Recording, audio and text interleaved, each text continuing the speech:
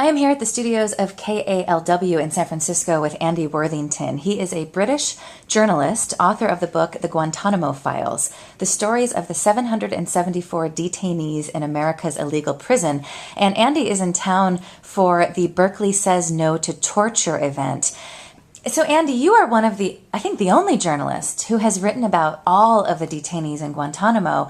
And we just did a radio show about torture, and what really struck me is the fact that we hardly ever hear these personal stories.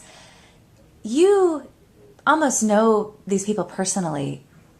What stands out in your mind? What stories do you want to tell the world about what these men are going through in or have gone through in Guantanamo? Well, I think that I wish that the American people could see firsthand that great mistakes were made at Guantanamo, that innocent people were held there and tortured.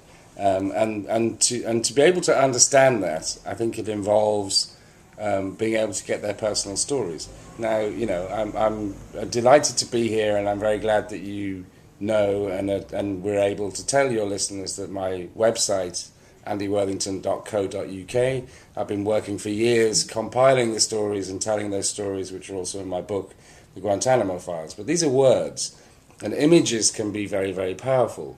And in the film that I co-directed, Outside the Law, Stories from Guantanamo, there is a lot of testimony from a man called Omar de Gaias.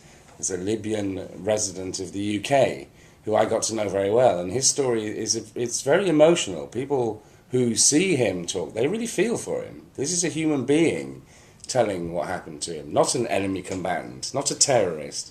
It's a human being.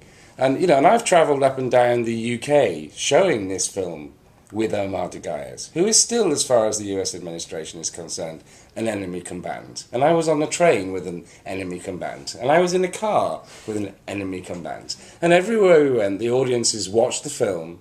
And then when Omar came in after the screening, they were really pleased to see him. This was a man that they had empathized with.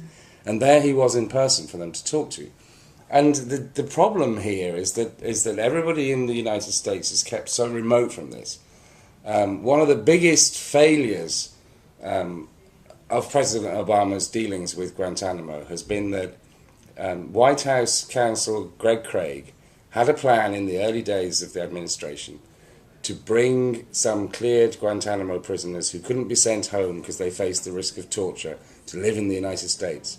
They're the Uyghurs. These are Muslims from China's Xinjiang province.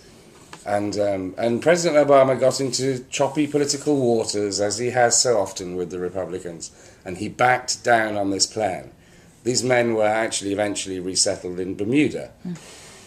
Now, if these people had been brought here, we would have had a huge right-wing uproar about the terrorists are in our midst. But when people would actually have gone to meet these men, they would have discovered that they're not terrorists at all. It would have been very easy to perceive that they never were terrorists at all. It would have been a very powerful thing that would have punctuated this myth about terrorism, this myth about Guantanamo holding the worst of the worst, which is incredibly prevalent.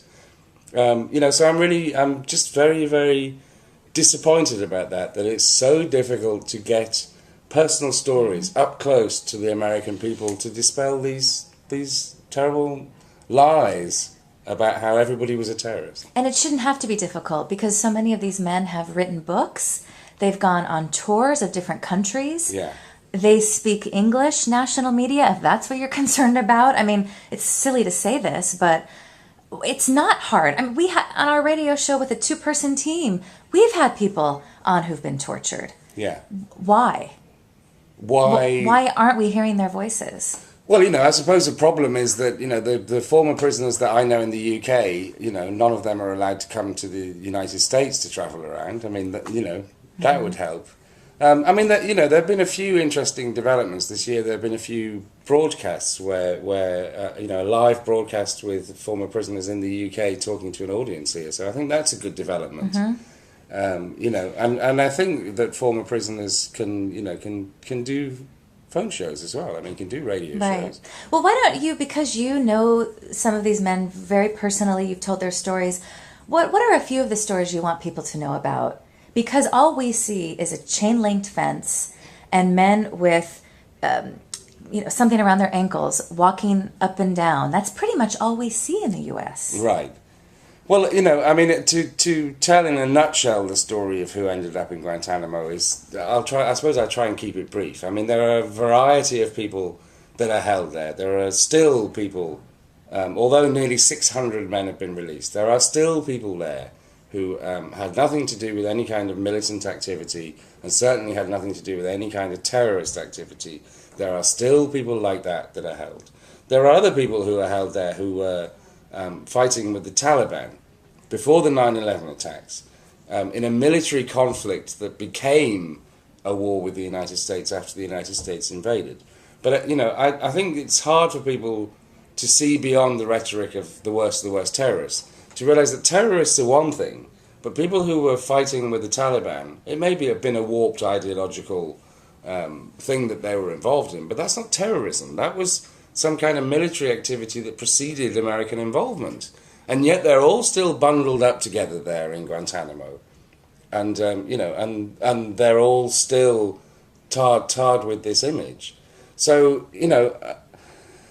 there's a man in Guantanamo who's a Kuwaiti whose story I've got to hear about, who, he says, and he has established what appears to be a very coherent narrative, that he travelled to Afghanistan before the 9/11 attacks and was involved in humanitarian aid.